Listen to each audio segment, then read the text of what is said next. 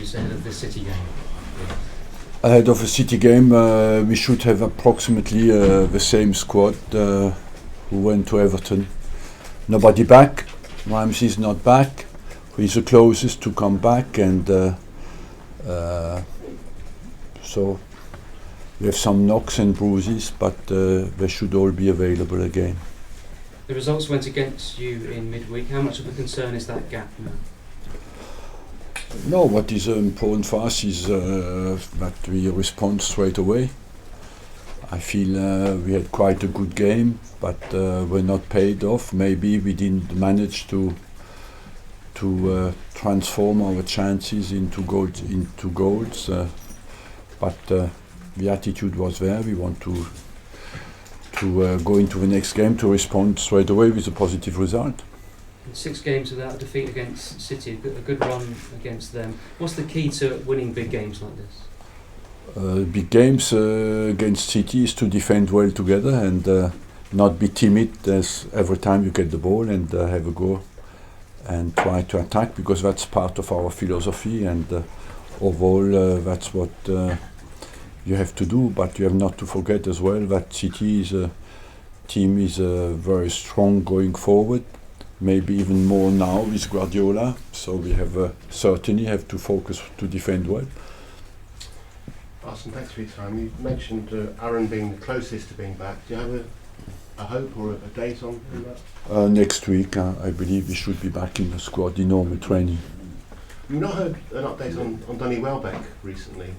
Danny Welbeck is 1 week away from completing normal training to be back in the squad. But of course, that will take some time, because he hasn't played for a long time.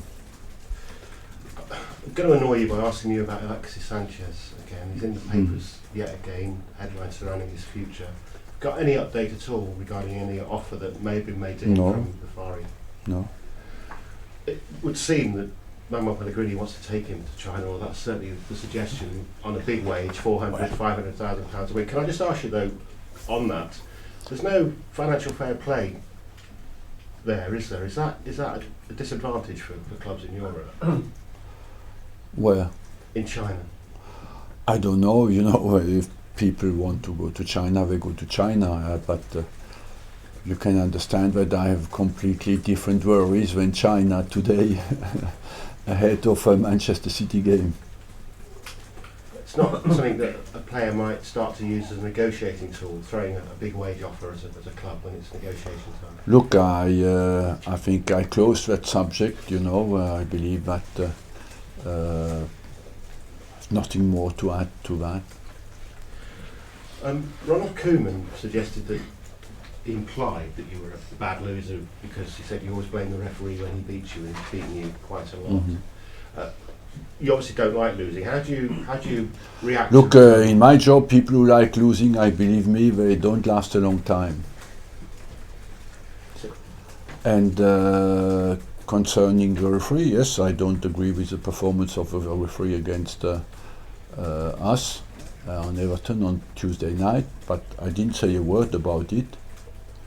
And it's the old trick that the journalists, young journalists, who are very ambitious, do. They take a lie into a question for the next manager, and they hope he responds to it. So if you read well what I said after the game, you will see that I didn't say a word about the referee. So as a very old journalist, could you tell me? You're not. I would say you're not a very old journalist. For me, you're a young journalist. Could you tell us how you respond, how you like to respond as a manager and see your players respond to a defeat? I think it's March, the last time you went back-to-back defeats. What you want to respond is in a very positive way and with a positive result. That's. I believe we are on a long-term target. We have a long-term target in front of us, is to fight for the Premiership. So we know that when you have a target like that, you go for disappointments, and the way you respond to it is most important. How different is playing Pep's Manchester City to playing Pep's Barcelona or Bayern Munich? Because your record against these teams isn't great. We beat them, as well, and But of course, how different, I don't know. We'll see on Sunday. Why do you think his Manchester City are inconsistent? I don't know. Honestly, it's not my main subject and preoccupation at the moment. I believe that in the Premier League, every game is difficult, and every game has its own difficulties and uncertainties, and every game is a fight. And the teams who are exposed in the Champions League, like they are, like we are a bit more exposed during this period, because they played midweek, we played midweek as well at Basel, and we had 3 away games out of 4, and I believe we paid a little bit the price at Everton, like they must do sometimes when they go to a Premiership game, because everybody physically is at his top. You're very used to the busy Christmas period. He isn't. Is that an advantage? No, because the players he has are used to it, and there are now players who play for a long time in a Premiership, and they know that Christmas is a bit. Christmas period is special. I've got our contracts, but as a final point, I'll come back to it, because you're obviously not going to be that keen to talk about Sanchez. Giroud and Coquelin, what's the situation with them at the moment, contract-wise? Again, as soon as we have some news, we will inform you. And the suggestion is that Kieran Gibbs probably won't be offered a new deal. Is that correct? Again, exactly similar. We cannot make a case of every single contract negotiations. I think that Gibbs should stay here. So, Arsene, what did you expect from Pep Guardiola in his first 6 months in England, and has he met those expectations?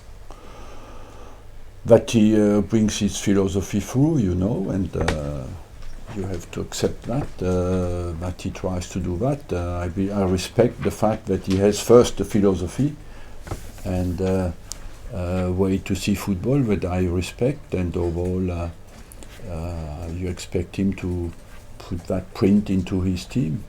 Is this, for any supporter of the Premier League, the perfect match, Arsene against Pep, with the philosophy in mind? What you want of a top level game is that it responds to the level of expectation quality wise, and so I hope that both teams will achieve that. Do you think it will happen? Will we see? I think it will happen, yes, of course, because I'm a positive man, and I expect always a big game to be something special, that special achievement, but as well special performance and special experience for people who love football, yes, of course. Is there a possibility we might see Olivier start because of the physical side that he brings to the game? Look, at the moment I haven't, we are 48 hours before the game. I haven't decided that. And is it an advantage, the physical side, that City perhaps need to watch their conduct on the pitch, particularly after Chelsea? Will they be mindful of that in your opinion, how they react to challenges and behave on the pitch? We expect the team who plays against us to be fully committed, and I must say we are not often disappointed, and overall I expect this game to be of course of high intensity physically, but you want it to be fair and get the referee to make fairness and the rules respected. And video replays have been used for the first time in a major football tournament in the Club World Cup. Did you see the match, and what do you think about it being used? I'm a long time fan of it, and I believe that looking at the referees, at the speed of the game, the quality of the referees, I think they need help, and that video can be of a very good assistance. Would you like to see it next season in the Premier League? I would like to see it tomorrow morning. Arsene, have you been surprised by some of the criticism that Guardiola has received about his preferred style of play over here? Yes and no. Yes, because his CV is impeccable, and no, because that's part of our game and of modern life in our job. Is it a sign, though, that within England we are still quite conservative about innovation within football? I don't think so. I believe that people love really football in this country, and there's a big passion for the game, and I respect that hugely. But as well, people want their team to win, you know, and on top of that, people are impatient as well. The modern society is like that, and that's the only unique explanation, in my opinion. Looking back to the Everton game, how concerned were you by they scored 2 headed goals? Did you struggle to cope with their overall aggression? Is that a worry? Not so much, because look, I'm concerned that we conceded 2 goals, and being 1-0 up, of course, because we conceded 2 headers. But overall, you must say as well, it's the second game we lost in 2016 away from home, so our away record is quite very strong. And so one game is not should not be too much of concern. What is a disappointment is that we lost the game. And was Mustafi's absence in a way greater? Was it the impact of it greater than you anticipated? In football, when you lose a game, always the guys who are not there are the heroes, you know. But I believe that we have many big players who have not played many big games, and we still won. We have to look at the performances of the players who were on the pitch, and we have to analyze well, why did we lose this game, being 1-0 in front. And that's where you have to be realistic and not cry too much about people who were not there. And one last question, no Sergio Aguero. That must make quite a profound difference to how you set up and prepare. Look, they have people, I don't deny that Sergio Aguero is an important player for them, but we have as well important players who are not there, you know, it's part of the season. We have Cazorla, just surgery. Ramsey not there. We spoke about Welbeck, Mertesacker. We have plenty of people out. That's part of it, and I cannot feel too much sorry about that. It's part of the season. Arsene, you said you obviously analysed the Everton game, but did the manner of that defeat frustrate you? Just because for the first 25 or 30 minutes it did seem like they were there for the taking, you were ahead in the game, you were playing well, it slipped away. Yes, of course. We looked in control, and I believe we were in control even when we lost the game. When you look at they had a good response between 20 and 45, yes, but in the second half we were completely in control of the game, and we lost it on bad luck, I believe, because it was not a corner, and some decisions that are really, when you watch a game again, questionable. But that's part of it. The response we have to say, could we have won the game despite that? And I say yes, and that's where we have to be objective and analyze. We can only master what we can influence ourselves, and that's what where maybe we have to analyze that well and not look for excuses, but really see where we failed to win the game. Is another big game like this the ideal game to get a reaction? No, I believe that the ideal game is we can make it ideal if we respond well, you know. And for years there was a big sort of financial gap between the two clubs, particularly while you were driving the stadium debt down. Do you feel that's reduced now? It has reduced.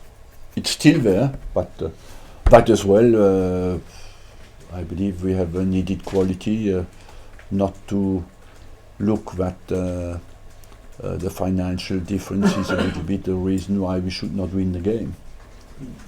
During that period you sold a number of players to City. To City, yeah, they have good clients. Do you feel in a stronger position now, though, to retain your top players and not as vulnerable to having to sell them on to City? We are. Why do you feel